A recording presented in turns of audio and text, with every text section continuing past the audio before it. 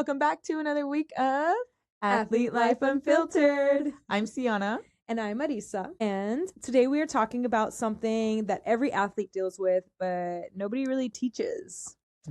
Communication. Yes. And this is communication within yourself, with your teammates, with your coaches, and even with your family members, because that's really important. People think that talent wins games, but personally, I think communication wins seasons. And this is something that I try to teach all the time, because like you said, not a lot of people know how to really teach communication, and they're just like, we need to communicate. Well, let's figure out how to start teaching it, right? Let's start figuring it out even within yourself.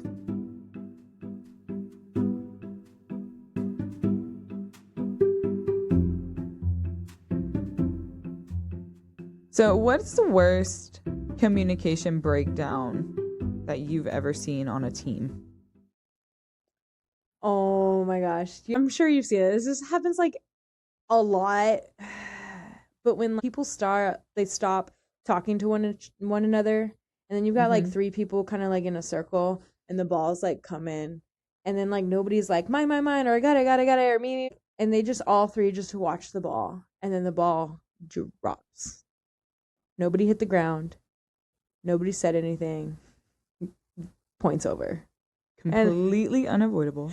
And you're just like, yeah. Literally me this weekend at cross court, which I did scream that, and I was like, if that ball would have dropped, because I screamed so loud that I think it woke somebody up on the court, like lit something, like a nerve was hit, and it was like, oh, gotta go get it. Revived a person. I did. And I was like, if that ball would have dropped, I literally would have had a brain aneurysm. I would have had a heart attack right there on the court, and I don't even know how I would have functioned. Yeah, but that's like the worst one that I've ever seen. I see it often, unfortunately, but like the worst one that I like cringe every time I see it. And I'm like, if your body didn't hit the ground and the ball did, you're running. And I hate having to run athletes so much, but that moment is like a perfect example of how silence can hurt a team. Yeah, more than the mistake itself. Mm-hmm. Because if you would have touched it and shanked it, I mean, effort was there, but when nothing is said, nothing is being done, and it literally was a communication error. It's like that meme of Spider-Man just pointing. It's like, whose ball is it? yours. And then the game shifts, and so that's just it's no accountability, no nothing. The biggest breakdowns that I see as a coach is when athletes stop talking verbally and they start communicating through body language.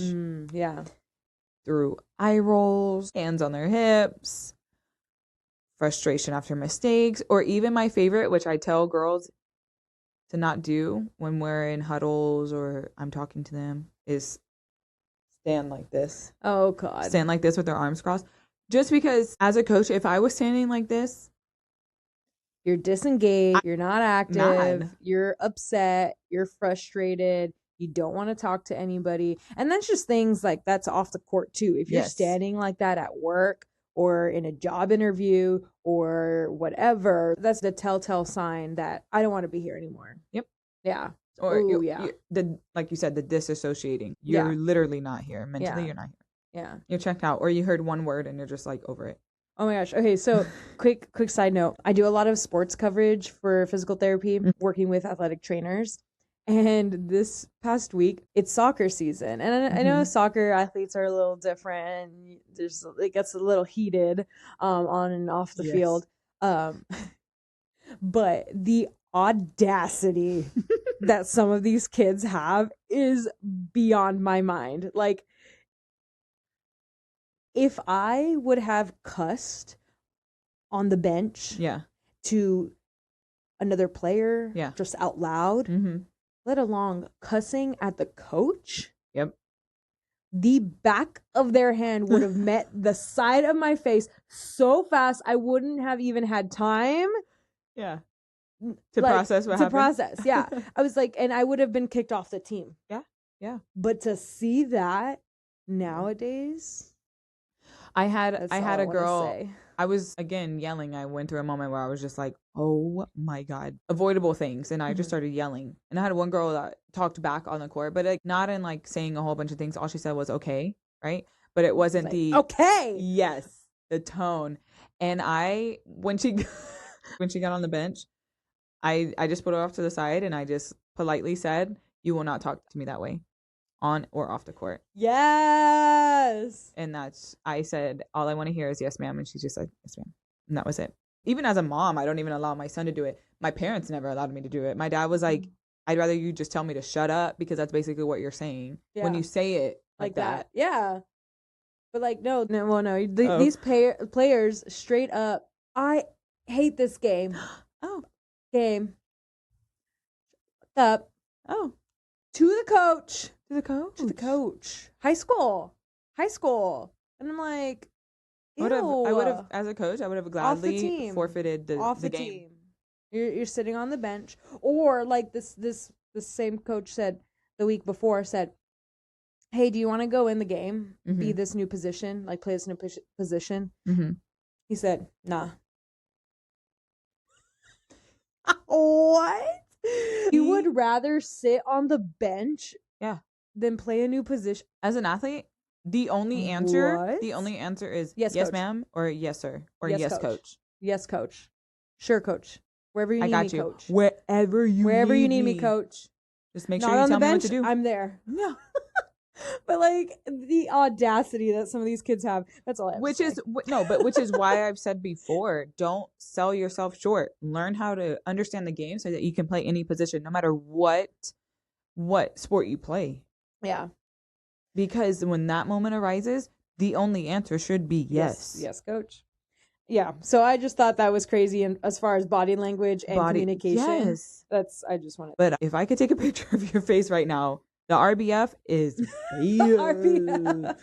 bad. Yeah. But your body language is communication. Yeah. It's the first communication that anybody sees. That's Before what I try to tell something people. leaves your mouth. Yes. People can see the rest of you. Yes. Yeah. And if you just, especially if you look like you're in La La Land, it shows. Everything shows. And that's why I try to tell people all the time. It's like your body language shows me a lot more than what you're saying. One of the most important conversations, though, that athletes have is something that they battle within themselves, is their own head. Yeah. So like that even when that conversation. Yeah. So even when that body language is happening, there's a lot more happening up in their head. And I know that for a fact because I was an athlete that I tried not to show it on my body language, but sometimes it would show. And it'd be like nothing against any of my teammates. It'd just be something that I'm battling on myself. Mentally. Yeah. Yes. So creating that negative talk within myself just started to have poor communication within everything else I was doing. Which leads us into one of our first things that we're talking about is the self-talk during games. During games, you need to learn how to talk to yourself positive, which we've said before. Yeah. But what you say to yourself after a mistake is super important. The first thing should be, okay, yeah, I messed up. That accountability, right? Yeah. And then being like, I got this. I'll shake it off. I got the next one. That should be the mentality that you start to tell yourself, the self-talk, to create that positive environment within yourself and then for your teammates. And also kind of breaking it down. Yeah. So if you're not one to give yourself positive talk, like, okay, I messed up here. Why did I mess up here? Yeah. How can I grow from that? How can I make that better? How can I be better so that I don't make that mistake again this game? Right. Like I missed this free throw. How can I make the next one? Where did I see those mistakes? It can happen in your head. Absolutely. And that's where it all starts. But even if you don't have enough time within the next point, or in basketball, the clock's running, like you don't have time to analyze what's happening or what your mistake was, just keep pushing. Shake it off in that moment. Keep pushing. And I try to tell my athletes, let's think about it after the game. Right now, I need you in the game. Don't even think about the mistake. Yeah. It's okay. Move on from it. Yes. And then afterwards, when you want to break it down, watch film. Yeah. See what happened in that moment. See how you did or what you could have done better so that you can understand yourself and then leading into becoming a more confident player. Did you know? Mm-hmm. I found this out the other day. Not everybody can talk to themselves in their head. Which is crazy because like that's all I do. Right? Like I just like be having conversations in my mind by myself. Yeah. And I'm like, wait, what do you mean you can't talk to yourself? Like, you know how like I can sit here and in my mind I can be like, hey, me and Sienna are both wearing white colored socks today. And that's so cute. We're twinsies. I can say that in my head. Some people can't do that. Maybe it's the multitasking in us that can do that. No. Is that like I a don't multitask ability? how you can tell somebody who can and can't. And I Wow. thought that was crazy. And that could have a huge effect on your self-talk. Because then Honestly, you're not doing it, you know? sometimes I wish I had the ability to Like, shut it off. yes, to shut it off because it's like I don't want to hear that Yeah. negative talk. Yeah. I want to hear the positive talk, and sometimes I can't control all the things that are first coming up of like I suck at this or whatever. I wish I had on or off button, but I would love to know what it is like to not be able to talk to yourself. Because even after a long tournament like we just had, I was falling asleep analyzing every game in my head and was dreaming and like talking in my sleep in the car ride, talking in my sleep about what was happening, and we're like, shut it off. Yeah. There needs to be like an on or off button. But that self-talk leads to the either the confident side or the negative side, which will lead into what we've talked about several times over and over and over, is that spiral. Because once you create that one negative comment, next negative comment, then the next one, and then your body language starts to show it, and then it's shutting down. Yes. And then it's like what's that phrase that you talked about where when like they start to beat down themselves enough, it's like they pulled themselves off the court before the coach even did. Yeah.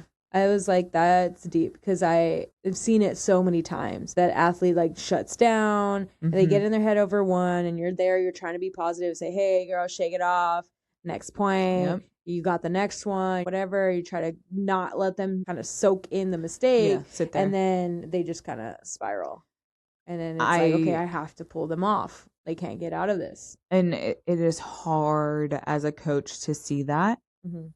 And I've had girls that I've just helped a friend step into a team and coach, and they're like, take me out. After one mistake, take me out. And I obviously did not listen to her. And I was like, no, because as a coach, I'm calling the shot, and you need to stay in the game, and you need to figure it out how to come out of that. And after the game, that's when I pulled off to the side. And this is even one of my players is just like, hey, as a coach, if you're in this position, that means your coach trusts you. They trust you to be in the game. They trust you to take care of your job. You have to do that. You cannot pull yourself. Because the moment you pull yourself, you'll never see the court again. Yeah. Well, at least pull yourself when you can't get out of that spiral. And I think it's different from like that versus what I had said last week as far as like communication and like acknowledging and taking accountability. Like, hey, I'm having an off day. Right. Don't set me the ball. Versus like, oh, I can't do anything right. This is dumb. Whatever. Just pull me out. Take me out. I'm done. I hate this game. Yep. That's different. Having the communication for your teammates, which we'll talk about, is just sitting there after maybe 2-3 mistakes in a row, whatever the case may be, being like, hey, I'm going to pull back some. Can you cover me, cover my area a little bit more? Because in this example is like service E for volleyball. Yeah. But it could happen for anything where it'd be like, hey, I need you to cover a little bit more while I try to figure out how to adjust. Yeah. Once I get my out of my head and get set. That's healthy communication. Bad communication is like, yeah, no, dude, I suck right now. Like, I suck, or I pull myself mentally. Like, oh my God, the coach, after making a mistake, the coach is going to bench me. Like having that mental thought. Why is that the first thing that comes into your head? Yeah. You need to have the positive self-talk, which we've said over and over and over, is just sitting there. Hey, I got the next ball. Something that we've had to train ourselves is like, hey, I got the next ball. I got the next point. Hey, set me again. Hey, serve to me again. I'm going to fix it. I'm going to perfect what I was messing up on. Yeah. Because I want it. It's almost that feel hungry. The aggressiveness. Yeah. Which builds a different type of character. Yeah. And like you're hungry. Those are the athletes I want to coach, because I'm like, oh, they want it. Whether we're down 20-5, whatever the case may be, having that athlete that will not give up and just being like, we're going to figure this out. We're going to figure this out. What does your internal dialogue sound like whenever you're struggling in a game? It really depends on the situation and the day that I'm having. I try to stay as positive as I can. I like to be the cheerleader on and off the court. So I'm externally hyping people up, but internally I'm like, I'm hungry. So I'm like, oh, I want this set. Oh my God. Like I'm going to visualize, okay, I'm going to get this pass. I'm going to call this out. I'm going to be aggressive. Like me. Okay, you got this. Okay. Swing. Don't forget, bring your elbow up, snap on the top of the ball. Like that's my ADHD in my brain right there. That is the talk in my head. Like, be ready. This ball's coming to me next. I asked for it. I'm going to get it. And that's like every point. I'm like, get ready, be ready. This is you. This is you. You're going to get a kill. Like, pick or choose a moment. Yeah. It's every moment. Now, if I mess up, I'm like, damn, okay, whatever. That's 1 point. Let's get this next one. Like, that was the last point. Whatever. I shanked it. Okay, cool. Next. Let's make that up with a pass. Let's make that up with a kill. You got to get back in it for your teammates. It's not game over. Let's keep going. Right. So that's basically what all goes in my head. Yeah. Which shows your accountability. Yeah. I like to take accountability if I'm not having it, but also if I mess up, I'm like, yeah, that was me. I'm going to get better. I'm going to do better. And honestly, that goes into the emotional control of it all. You're able to control your moment. You're able to control your emotions. You're able to control that communication of whether you are on, you're off, or you're open. How does I know you talked about kind of like you're in your head and you're like, okay, I'm going to analyze this later. But how do you take accountability on the court or off the court? Well, the biggest one is, for me personally, not going into that blaming my other teammate for my mistake. That's big. So looking at what the issue may be as a hitter, if the pass is bad and the set has to adjust, I have to adjust to the hit. Okay, I'm not going to, if I mess up, it's going to be, hey, my bad, I got the next one. I'm going to adjust to whatever you give me. Call it that. I saw what the pass was. I saw your effort to get there. Now, it's my biggest pet peeve. Biggest pet peeve of like somebody saying, oh, well, the set wasn't high enough. Right? And they start blaming other people. Or, the pass wasn't there. How am I going to get a set? No, take accountability. Yes.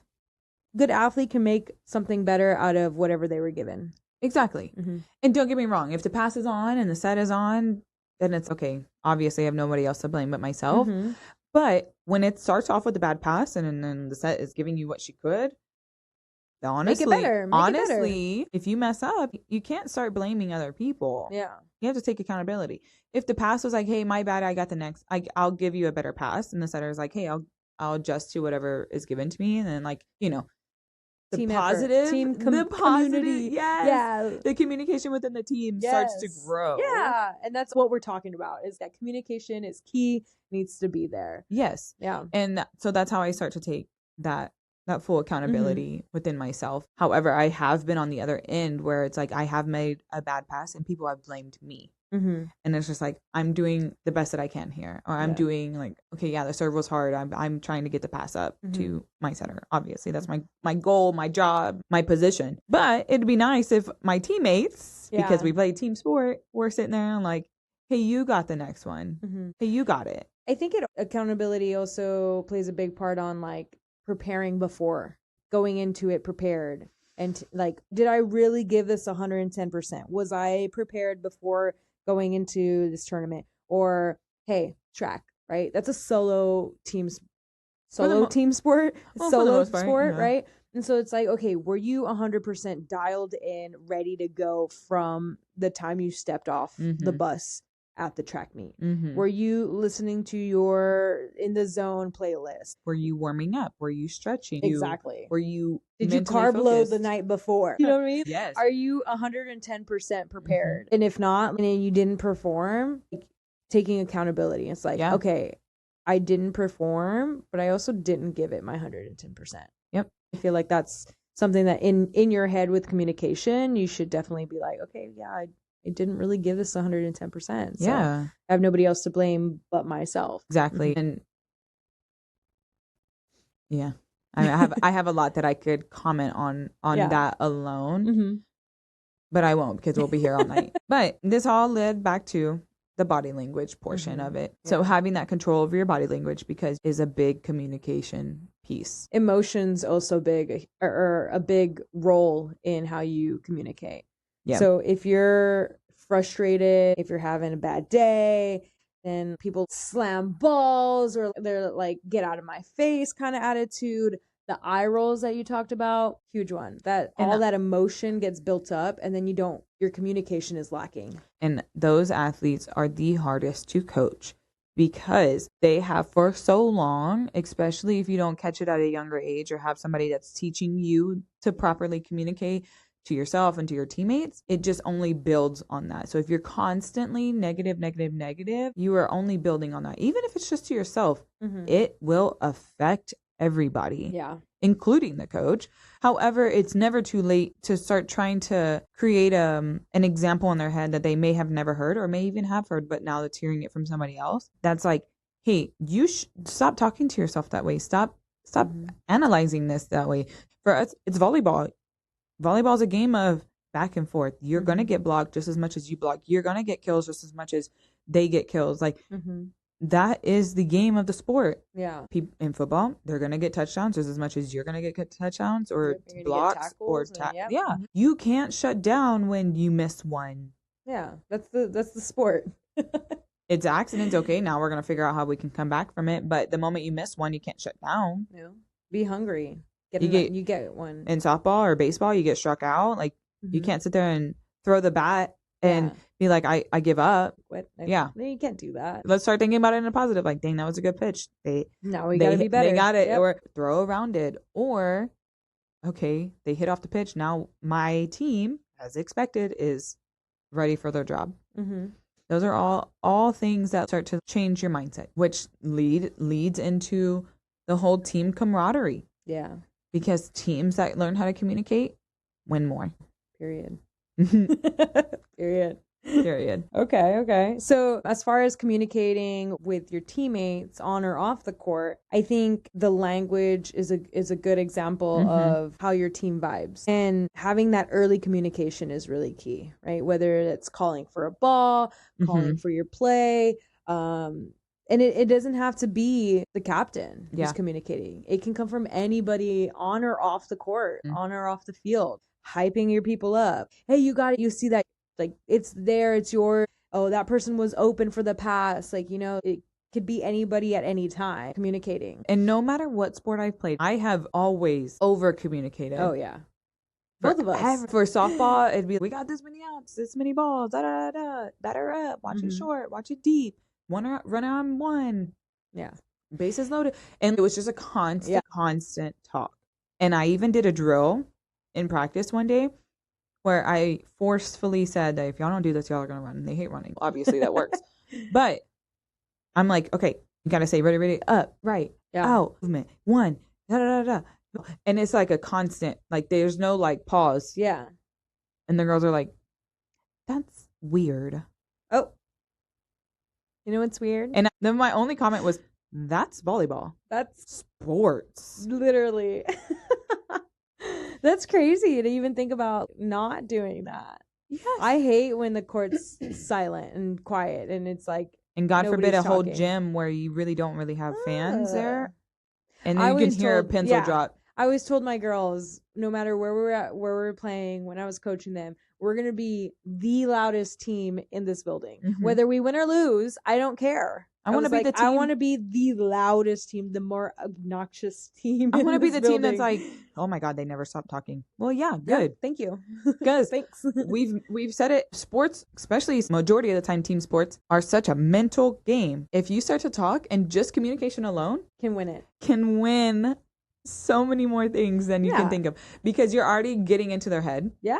Things aren't falling on the ground because you're communicating early. Everybody on your court knows exactly what's going on, when it's going on. If you're running a play, there's no gaps. Exactly. There's no gaps. And it helps the team dynamic, the flow, the chemistry. Then you're hyping each other up and it's just a great vibe versus when there's crickets and there's nothing and you're just like, hey, good job. Hey, good pass. I'm like, no, this is the time This is a time to work on our positive team environment. Exactly. Yeah. Off of just communication. Yeah.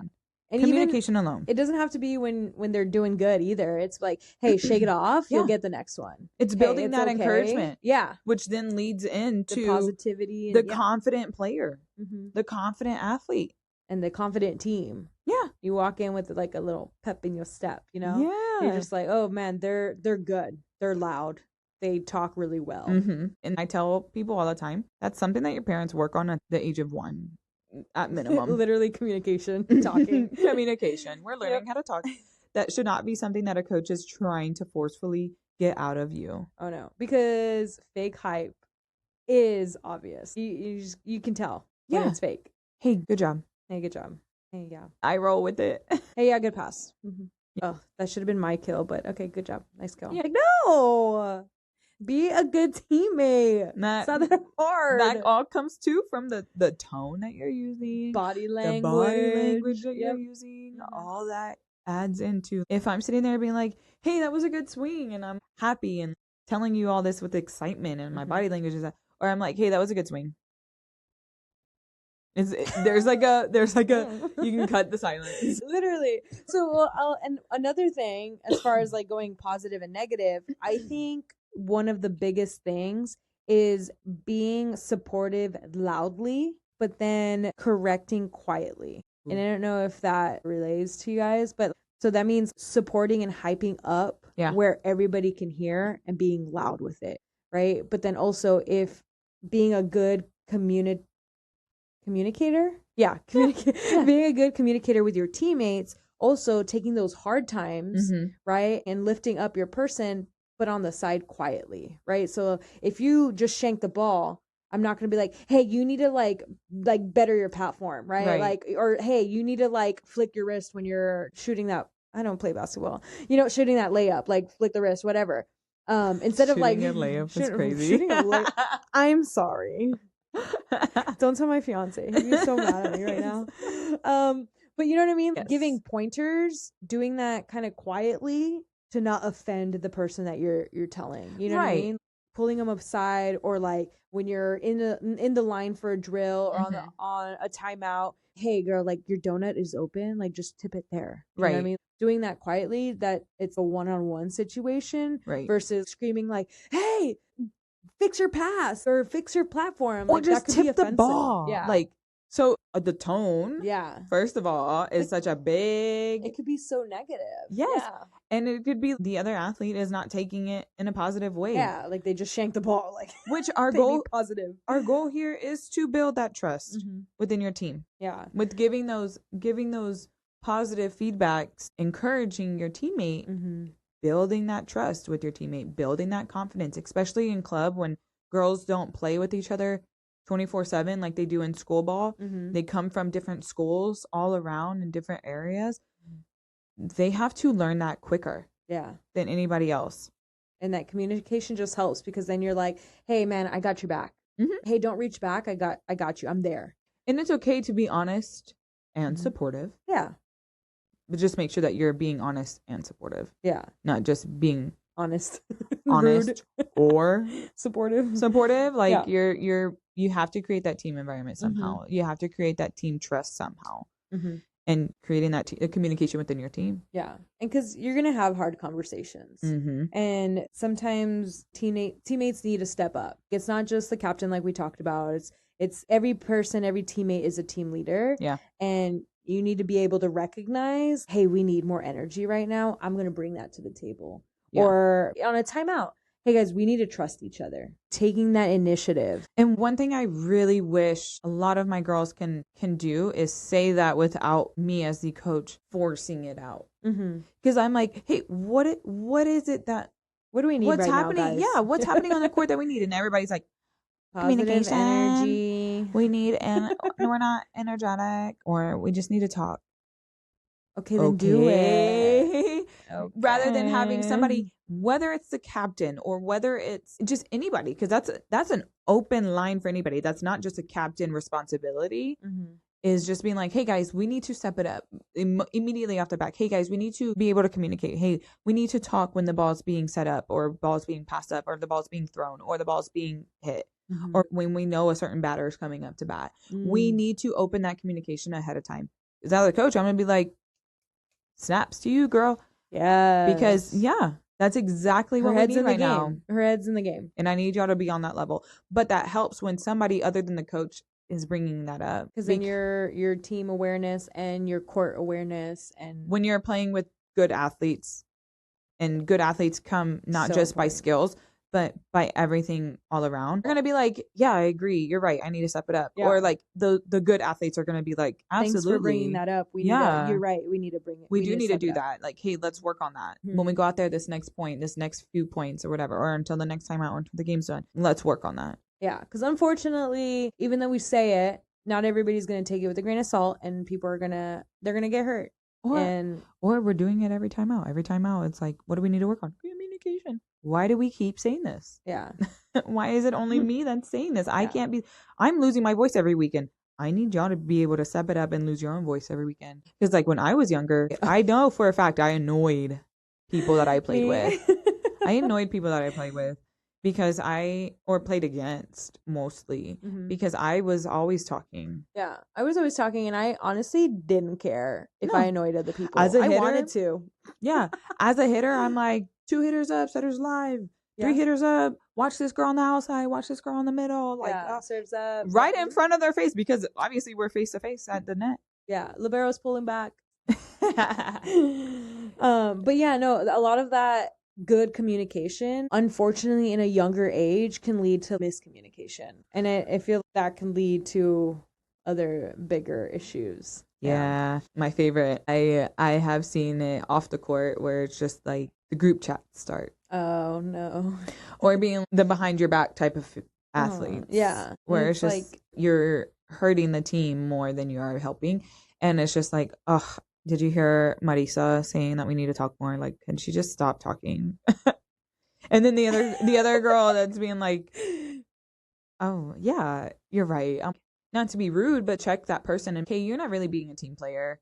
And our team needs a team player, whether it be the captain or anybody, to be honest. Because, again, this is an open floor, not just for one person to be a quote-unquote captain, but for everybody. Also, like, not talking behind their back, like be a bigger person and go up to the girl and be like, hey, you were talking about stepping it up, but today I felt like you held back a little bit and we really needed your energy right there and then. One of my favorite things, and I'm just going to go into a story real quick. I have an athlete in my club and she's went from a small school and to now moving to San Antonio mid-year, going to a 6A school. That is a huge jump in itself.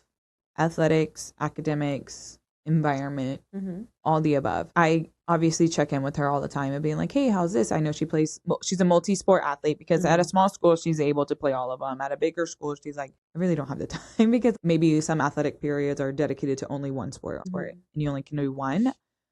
And then there's like 100 kids that get cut. Whereas at the school she was at before, everybody makes a team. Type of thing. So anyways, she makes a basketball team as soon as she gets there. And she's on JV, which she's like, fine with that. Love that for me. Because I'm still playing. That's all I care about. Doesn't matter what team I'm on. And it's still an accomplishment when people still get cut, even on JV. I ask her, how's it going? How's the transition been? And she was just like, honestly, I've never played with people that are so supportive with each other. And I was over here like, what do you mean? Because I went to a 4A school, but I still never experienced what she was experiencing. And she said after a game in a group chat, the girls are like, hey, I'm sorry for how I was playing today. Like, I'm going to step it up for y'all next game. Or, hey, Marisa, you did so good today. Like, I'm very proud of you. Aww. This is just without the coach in the chat. This is girl to girl with everybody on the team. Everybody's seeing that positive talk, that positive environment being set in place. Yeah. And then the coach comes in and just adds to it. And she was just like, it almost felt like it did feel weird for her, but she was just like, it just felt like a breath of fresh air because now I'm finally with people that are not tearing you down, even on a team sport when your main goal is to build each other up.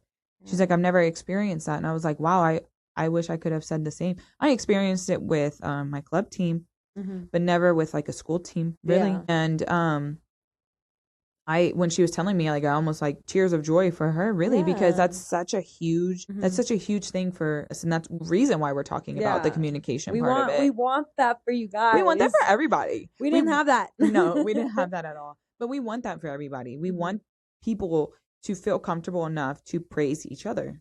Yeah. To start with the positive talk, to start with the positive affirmations for everybody, including themselves, including for their teammates, to build a team environment. Because like I said earlier, communication will win a game. There has never been a team that wins a championship that did not communicate. Yeah. And let that sink in somewhere. Yeah. Oh, if your expectation is to win, your goal is to get better at communicating. I think that's what great teammates do, is they lift people up and they don't call people out. They also give feedback that's necessary or like relevant, right? Like how she said, like, hey, you did really good today on this. Like, I'm proud of you. Yeah. Like, that's what good teammates do. Absolutely. And they celebrate them publicly, not just like, oh, hey, you did good today.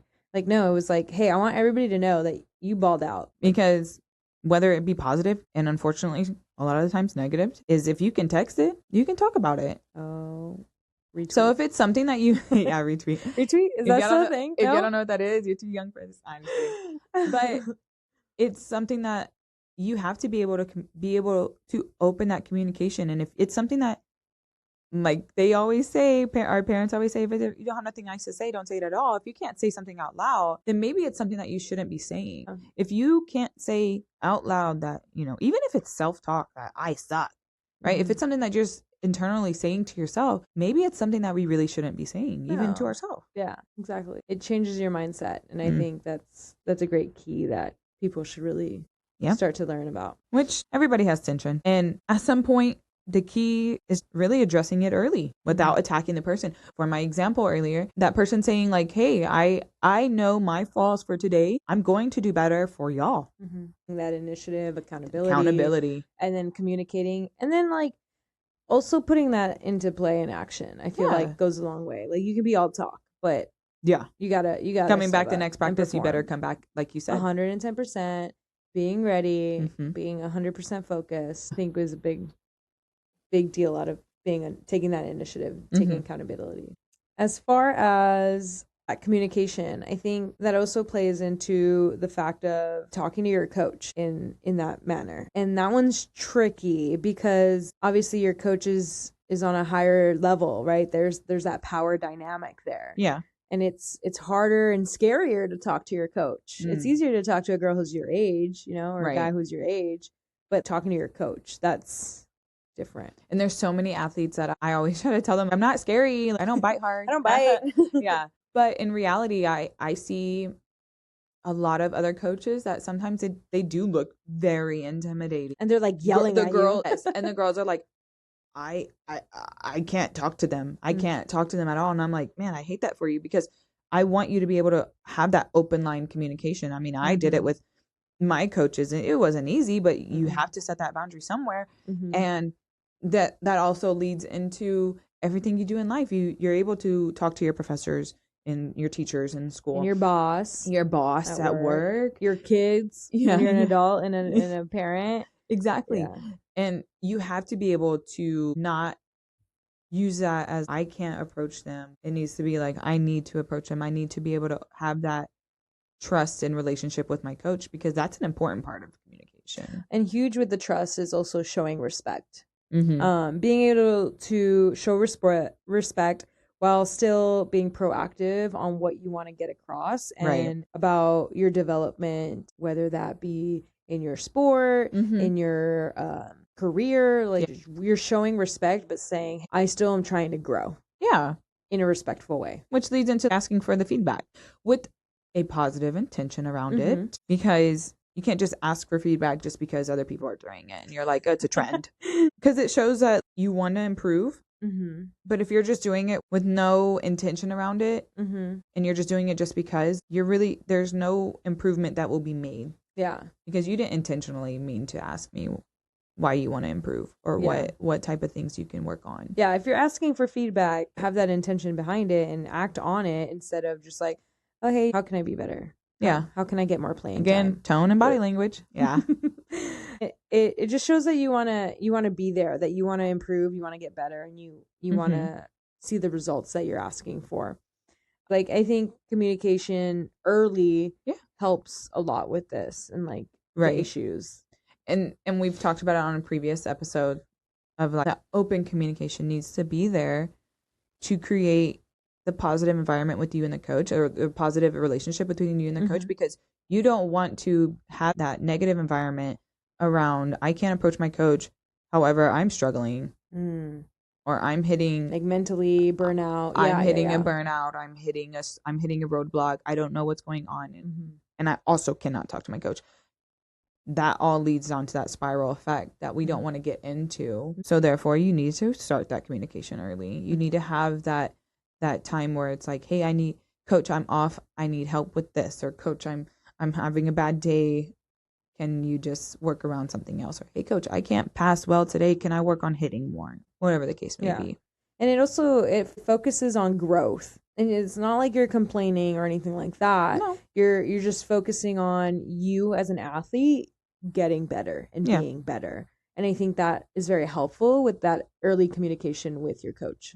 Yeah, absolutely. And I have a couple athletes that do this, and I appreciate it. And they're young athletes. I love that they're able to ask me these things, but I want every athlete to be able to feel like it is okay to ask these things, but sit there and say, hey, coach, what are some things that I can work on? What are 2 things that I could work on to get better? Because I always tell everybody, nobody is perfect. There's people that are still working on their craft that play in the Olympics.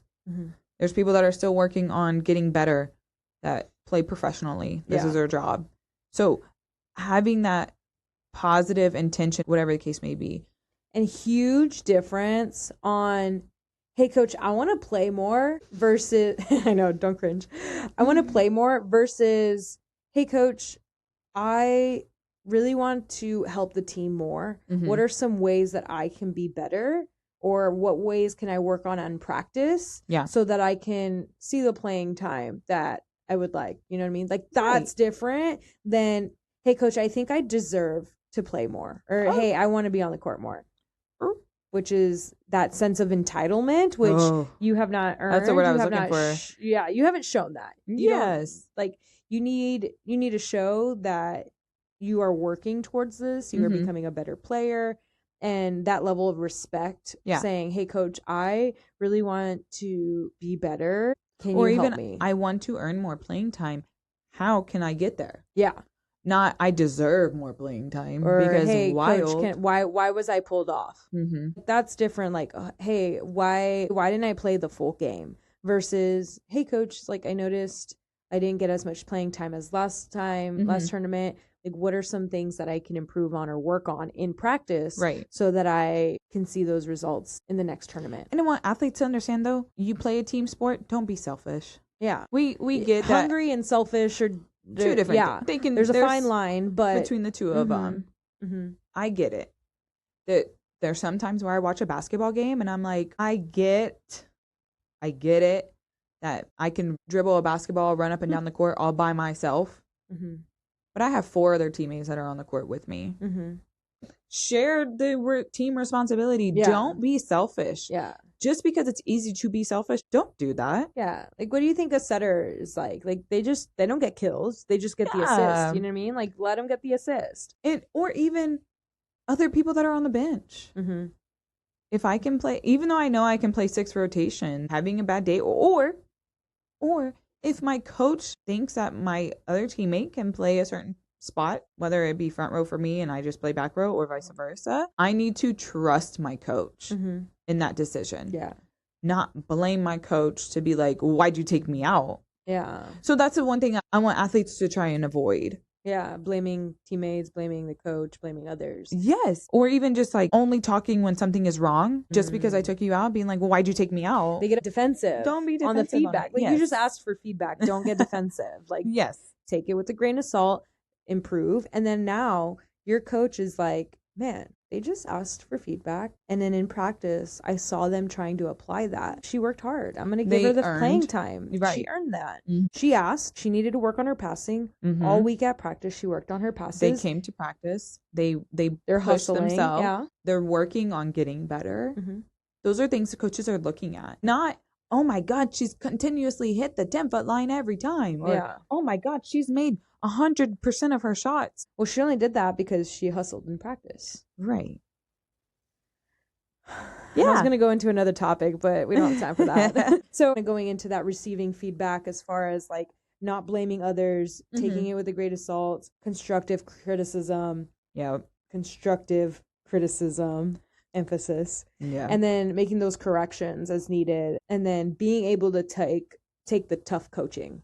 Yes. That's a big one. I enjoy having young athletes because of my style of coaching, or even my mom's style of coaching. Building that in young athletes sets them up for a positive athletic career. Yeah.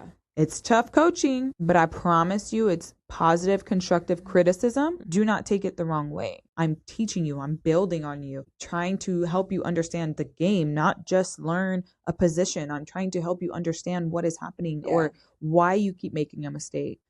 We're helping you. So don't take it as they hate me, they think I suck, or they're constantly, they're constantly yelling at me.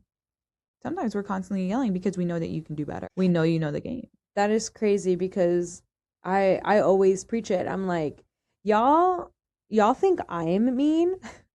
Like I'm not mean.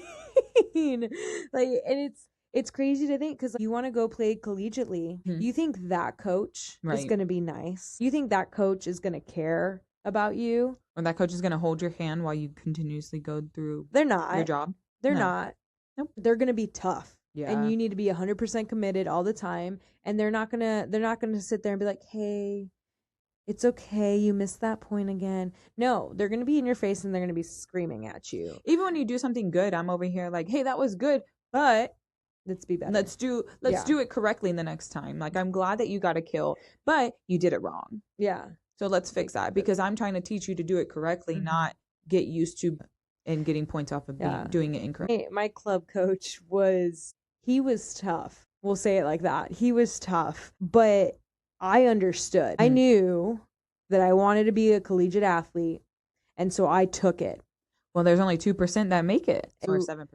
I needed to have tough enough skin and take what he was telling me or yelling at me and be like, okay, what did he really say? Right. He said, I need to be quicker to my block at my feet and jump and press. I mean, he was screaming it at me. His feedback is what I needed to take. He was just a little harsh about it. Yeah. but stuck. Yes, it stuck. And it made me scared enough to do it. And it made you better. It did. And it worked. But you didn't take it in a somebody negative who way. was just like, hey, it's okay, you'll get the next block. Yeah.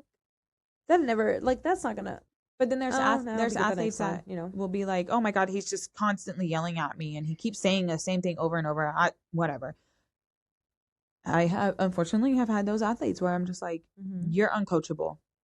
Yeah. You're uncoachable. Especially when you get to a certain age. I cannot hold your hand and tell you over and over and over, that was a good try. Because you're not going to survive in college. I'm sorry. You can barely survive in high school. Yeah. And I try to tell my younger ones that, like, I love you. At the end of the day, I love you. But I'm here to coach you. Your parents are paying me to make you better. They're not paying me to babysit you. I still believe in you, but I believe that you can be better. I know you can be better. Yeah. Which is why I'm upset. Hey, I even said it before. Cool. I'm happy we won, but that was horrible. Yeah. I'm glad we won. But unfortunately, I expect better. I have higher expectations of y'all. And I expect better volleyball. Because I know what y'all are capable of doing, and none of that was here. Y'all won by getting by. You know what? Another one, a big one that my club coach kind of drilled into our head, and I kind of lived by as a coach myself, is don't let your parent come talk to me. Because here's my 2 cents. If you are old enough to compete, you are old enough to communicate. Say it louder for the people in the back. Even my 12-year-olds have phones. Yeah, it's crazy. So it was when I was in club, very first day of practice, he set the boundaries. He said, if you have an issue with your playing time, I want to hear it from your mouth. Yep. You are 16, 17, 18 years old. I want to hear it from you. Because guess what? Mommy's not going to be there in college with you when you're riding the bench. So I need to hear it from you, and we'll talk about it like adults. Right. And I will give you my feedback and tell you what you need to work on to see more playing time. Yep. Versus if your parent comes straight to me, yep, after a tournament, during practice, after practice, if your parent comes to me and me and you have not spoken about this topic before, I'm going to say two things. Have you talked to your daughter yet? And then I'm say, thank you for your input, but I don't care.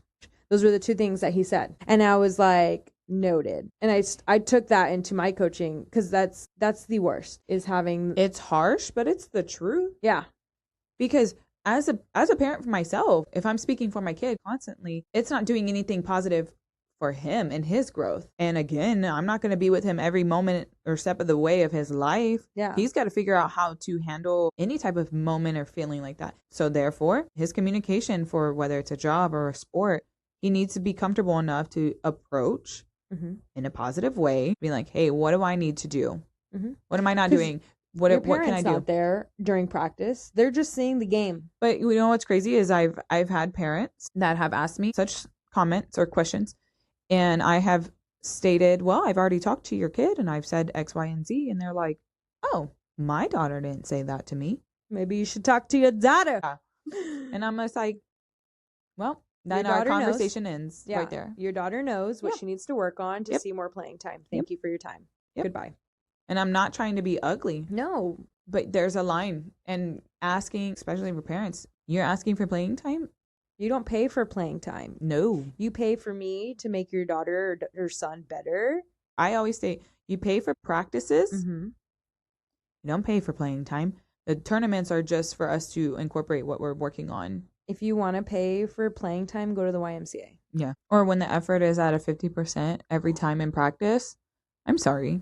How do I not know that's her 100% and that's what she's going to show up on the game day? And then for parents that aren't at practices and they don't see the effort that their child is giving, they're constantly relying on the kid and being like, oh, well, I did this in practice. I did this in practice, right? And it's like, okay, cool. So when I get to the game, I expect playing time.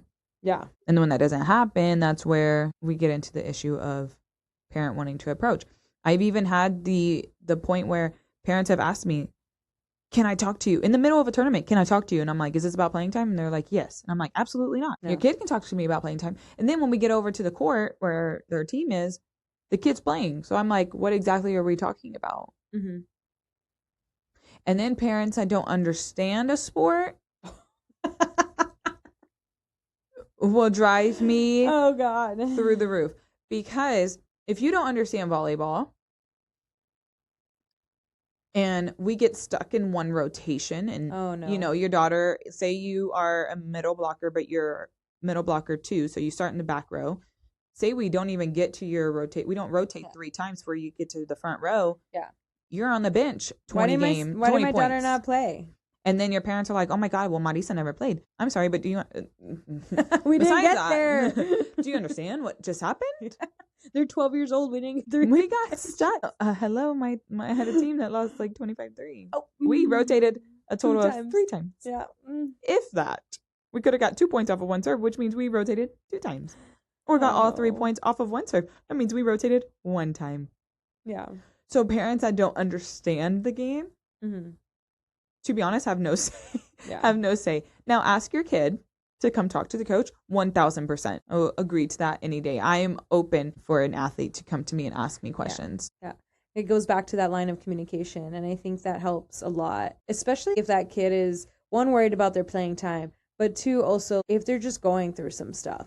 Yeah. Because if you're a kiddo and you watched our podcast and you're like, man, I am really struggling right now mentally, physically, and emotionally, and I'm going through burnout, talk it to your coach. Open that line of communication. And if you're scared to talk to them about burnout, that's okay. I think like having that early communication opens up that line to kind of be like, hey, coach, like I don't feel great right now. I'm not in a great headspace. X, Y, and Z is going on. And I I really want to talk to you about what I've been feeling mentally. Yeah. And I've been really drained lately. I still care about the team. Super Yeah. important. I still care about the team and competing and helping in my sport and being the best that I can. But I need help with this, right? I need help with finding the love for the sport again. I need help Right. with my mental battle that I'm having. Yeah. Right. Just be self-talk, all of that stuff. 100% be honest, Yeah. but still be committed. Mm-hmm. That's where that leads to. Yeah. Just be honest with the coach. Mm-hmm. But as a coach, we're not just saying, okay, just give up. We're not asking you to quit at all. We're asking you to still be committed, but we're working around how to avoid those things or how to help with the communication, the positive self-talk, creating that positive environment one way or the other. Because then again, you're asking for ways to reset and how to kind of help you mentally. And it doesn't have to be a hold cold like stop. It can be like, take some time this weekend. Yeah. Like, I want you to go spend time with your family. I want you to go do something else. Go play another sport. Go do eat your favorite food. Something that you like. Take a break. Like, we'll see you again on Monday. You know what I mean? Like, take it off this weekend, kind of thing. Right. But I think that helps a lot with communication and how to talk to your coach. Well, and having that self-awareness, which we'll go into that self-awareness even for our family, our parents, or in our family and friends. Yeah. All kind of fitting into that one segment of open communication. And it's a huge one in sports because we mentioned it a while ago, especially if you have parents that have either played the sport or never played a sport or have no idea or have 100% idea or coach. There still needs to be a better communication as a family member. What I would want from my mom, even though my mom played in college, coaches volleyball in high school and club, and has been around volleyball for the majority of her life. For me as the child, as the athlete in that sport, having a whole different experience than she did, mentally and physically and all that other fun stuff, having that open communication with my parent would help me be a better athlete, because I need my parent to sit there and watch the game, be at the game, see me, and then after the game, turn around and ask me, how did you feel? Yeah, I like that. Not analyze and be like, you should have did this, you should have did that, why didn't you do this, why didn't you do that? Because once that starts to happen, this all starts to add in back into our negative self-talk, our unawareness for what's happening with our body language and our mental space. It all kind of adds up. And I think that's a great point for the parents out there, is if you know you have a pretty good athlete as a child. Yeah. I think setting that communication early can help with so much. Asking them, what kind of support do you want? Every person's different. Every athlete's different. You wanted positive, some space a little bit, it sounds like. I feel like I was kind of the same. I didn't want people to rush to me and be like, hey, why didn't you play the whole game? Or why didn't you make that kill? Or hey, why was so-and-so giving you a bad pass? Like, did she not want you to play? Like, I think that was all not the positive vibes that I wanted. And I think communicating with your athlete early on can help mentally, physically, emotionally, and have them become a better athlete overall. It makes me think about the reporters, which I know they're not family, but it almost has that same feeling of like reporters that professional athletes have to have the interviews right after the game. They're literally like wiping off sweat on their body and they have to go talk to somebody. And especially if they lost, they're like, oh, well, what could you have done better? Or why do you think that you suck and you lost? And it's like, I didn't suck and I didn't lose. Like, we played as a team. We worked our butts off and it just unfortunately fell short of us. But then you go home and you start analyzing like, oh my God, do I suck? Is it my fault? Is that how other people see me? And so you, as a parent, as a family member, you have to be aware of what you're setting into your athlete. So what you say can affect and hold so much power over the performance that your athlete is given. I think it's helpful when the parent asks more of like letting them kind of guide. So, hey, did you have fun today at the game? Or hey, did you have a great practice? How do you think the game went? Or how do you think you played? Yeah. And that way it's kind of opening that line of communication with you and your kid. And let them kind of self-analyze, you know? I think I played really well, but my passes weren't there today. Or, nah, I was really on one, but so-and-so played really well today. And she had been struggling at practice. So I'm really proud of her, right? That positive vibe is kind of there versus that negative, hey, why did this happen? Why did that not happen? Why did coach not play you? And if I feel like I did good, but you watching feel as though maybe I could have done better or I didn't play up to my potential. If you're just sitting there being like, well, why didn't you do this? Why didn't you do that? Hearing what I had to say first before giving your negative 2 cents. And just being like, okay, let me hold back on what I was going to say. Especially if it doesn't agree with what you're saying. If you're saying like, I did really well. I feel like I performed good. I could have did better on X, Y, and Z, but I personally feel pretty good after the game. Yeah. Whereas you as the spectator is like, oh, well, I feel like you could have did better. So as the family member, holding back what you want to say, especially if it's negative and if it's not going to hold a positive open space, just don't. If you don't have anything nice to say again, don't say it. Yeah. And then reflecting and being like, okay, cool. Yeah. I'm glad that you feel that way.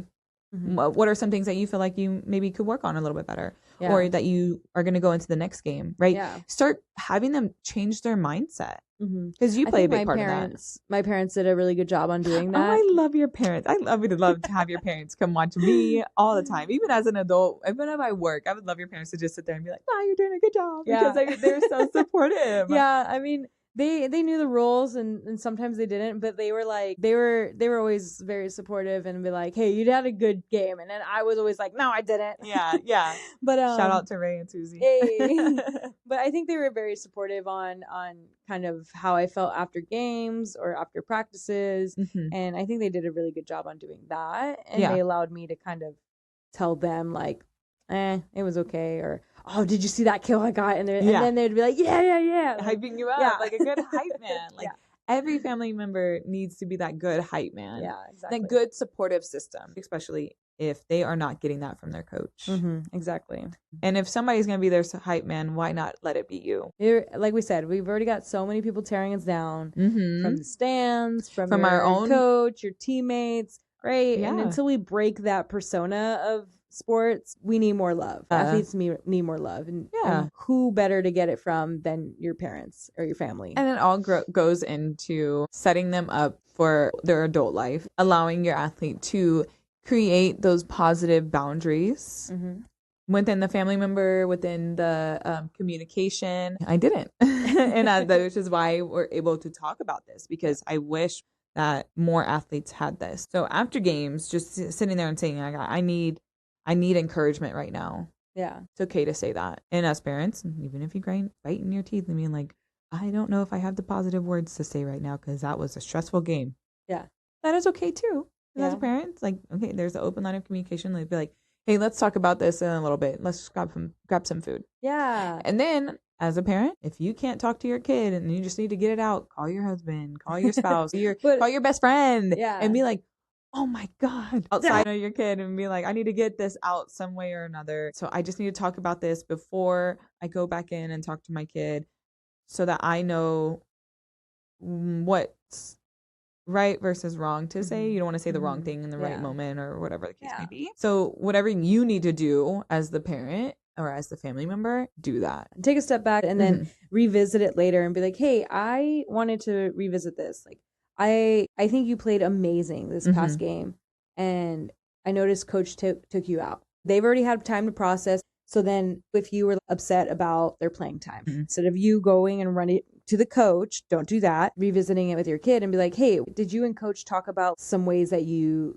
could get more playing time? Or was there a reason why you were sitting on the bench for half the game, or you didn't play the second set or the second half? What was that about? And then letting your kid answer that. Oh yeah, I missed practice last week, so coach has a rule. If we miss one day of practice, we can't play a set. Right. Also, oh yeah, I didn't really play at practice a lot because I was really stressed out with this and this test I had. And so I had a lot going on this week. So I didn't really practice like to my best potential. And so I think that's why coach didn't put me in all game. Right. So then you and your kid are having that conversation, and then you're not looking like a fool if you go and attack the coach. That also brings up to the point where it's like, if you have that open communication with your kid, Mm-hmm. you are going to be aware and not caught off guard or surprised by the comment from the kid. It just builds onto like having that good answer or response back to having a positive athlete. Yeah. All around. Hopefully. Because I've had athletes that like, they could care less if their parent is talking to them. Yeah. Which is frustrating because I'm like, I love my parents, even though it was rough. Yeah. With them being coaches because everything was analyzed and I didn't have this positive talk of, it's okay. You got it next time, kid. But I love my parents are like my best friend. Oh, perfect. We love our parents. We love our parents. What's up, bitches? We'll cut that out. Or not. Yeah. Okay. I want to try something fun for before we go. Okay. All right. Rapid fire. You ready? Yeah, I'm ready. Okay. What's the most important communication skill for athletes? I'm not good at rapid fire questions. Maybe communicating early. Okay. Biggest communication mistake athletes make? Not even communicating, first of all. Period. Yeah. One phrase every teammate should say more often. I'm proud of you. Aww. I got that one on lock. I wish I heard that more from my teammate. All right, last one. Best advice for your young athletes. Don't be afraid to talk or to communicate. Don't be afraid to communicate. Okay. In all kinds of ways. Love it. Yeah. For your team. Love that. All right, you asked me. Okay. Same question? Yeah. All right. The first one was what's the most important communication skill for athletes? Being positive. Okay, good. I like that. Yeah. Number 2, biggest communication mistakes athletes make. Not taking accountability. We've talked about that a lot. Yeah, the self-blame or the pointing fingers. Yes. No. Biggest mistake. One phase that every teammate should say more often. You got this. Hey. I love that one. Yes. I'm like, you got this. We'll do it. You go, queen. You go Glen You go, Coco. king. You go, Glen Coco. All right. And now what is the best advice that you got for young athletes? I think I would tell them that communication is not negative. It is only a positive thing that continues to add to your growth as an athlete. So not being afraid to communicate. And overall, I think that the best athletes and the best teams don't just play together. They communicate consistently. Yeah. They do. That having that good team, you'll see that constant communication, positive, never negative, whether losing or winning. Which communication is that? It's the glue. The glue that holds teams together. And the way athletes communicate with themselves, their teammates, their coaches, and their family members can make or break that season. And that actually leads into our next episode, where we will be tackling a big topic in youth sports, as if these aren't all big, which is winning versus growth. Are we focused on actual development in the athletes? Or are we just chasing the trophies or the medals? So we'll see you next time on Athlete Life Unfiltered. And if you enjoyed today's podcast, share it with a teammate, a coach, a family member, or a sports parent who needs to hear it. And you already know what to do. Don't forget to like, subscribe, and leave a comment down below. We'll see y'all next week. Thanks for listening. Bye.